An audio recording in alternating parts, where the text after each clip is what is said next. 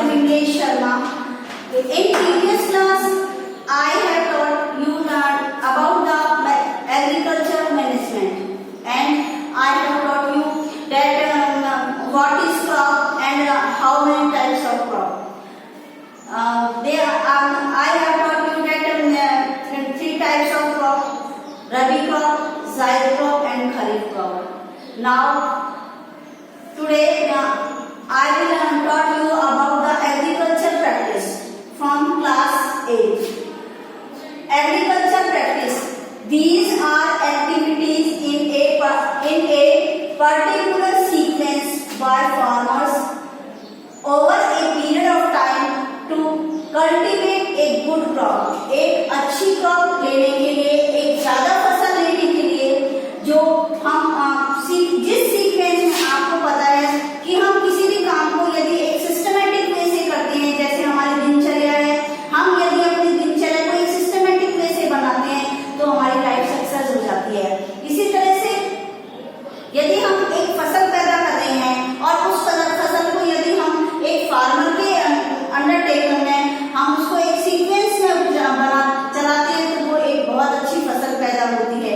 इसको ही agriculture practices कहते हैं। इट मींस एग्रीकल्चर एक प्रैक्टिस है जो कि सीक्वेंस के अंदर हम पूरे साल भर या जैसे भी 6 मंथ यदि वो होती है या 2 मंथ फसल होती है तो उसको एक मतलब सिस्टमेटिक वे से पूरा करते हैं तो हमें फसल ज्यादा अच्छी पैदा होती है। मैंने आपको ये भी बताया था कि फसल या क्रॉप क्या होती है। एक लार्ज एरिया में एक ही तरह के प्लांट जब बोए जाते हैं तो हम उसको फसल कहते हैं या क्रॉप कहते हैं। There are 9 types of agriculture practices. First is preparation of soil.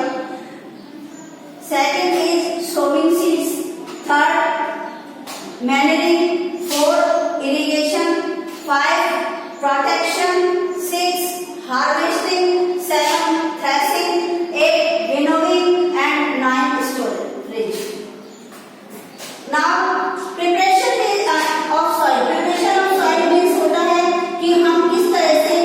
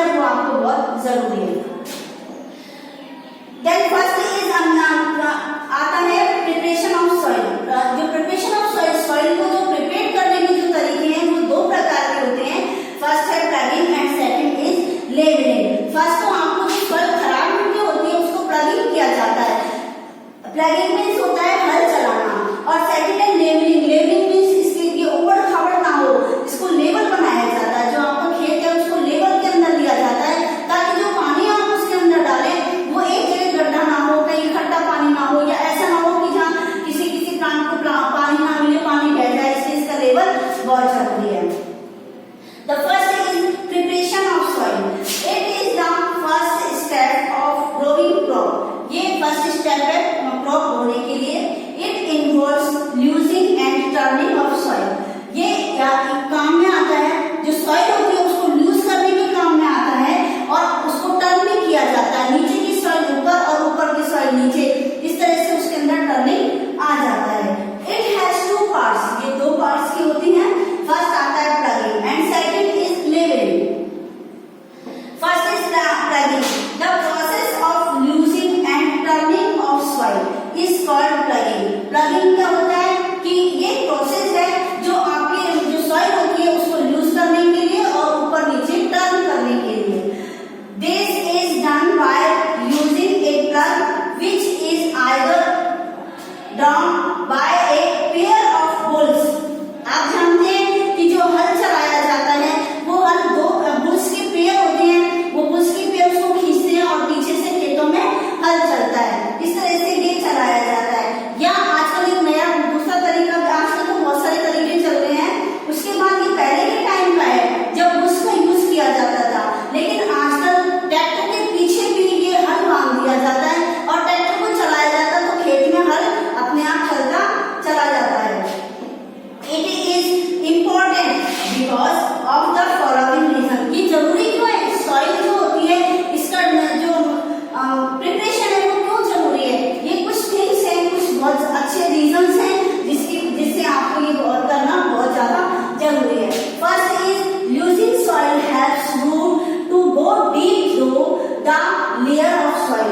जो इससे क्या होता है कि जो रूट होती है वो अंदर तक, जो पार्टिकल्स होते हैं उनके बीच में गैप हो जाता है, तो जो रूट होती है वो नीचे तक डीप अंदर तक चली जाती है। Then second is this has to fix the plants more down. और second reason इसका ये है कि जो रूट, आप जानते हैं जब रूट अंदर तक चली जाएगी तो प्लांट को सॉलिडिटी मिल जाती है और वो सीधा स्ट्रेट खड़ा रहता है। उसका स्टेम जो होता है वो रूट के बल पे बहुत ही ज्यादा मजबूत होता है।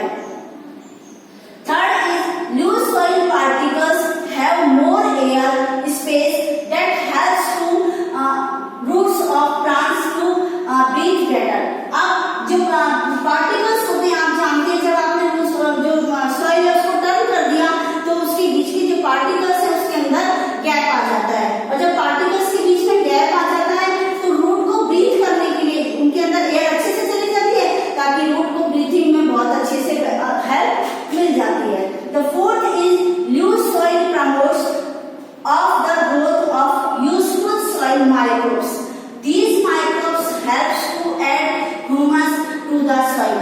और loose soil जो होती है उसके अंदर एयर चली जाती है, इस वजह से इसके अंदर जो soil को अच्छी करने के लिए जो माइक्रोब्स होते हैं वो पैदा हो जाते हैं, जिससे जो माइक्रोब्स है वो न्यूट्रिशंस अच्छे से कर पाते हैं।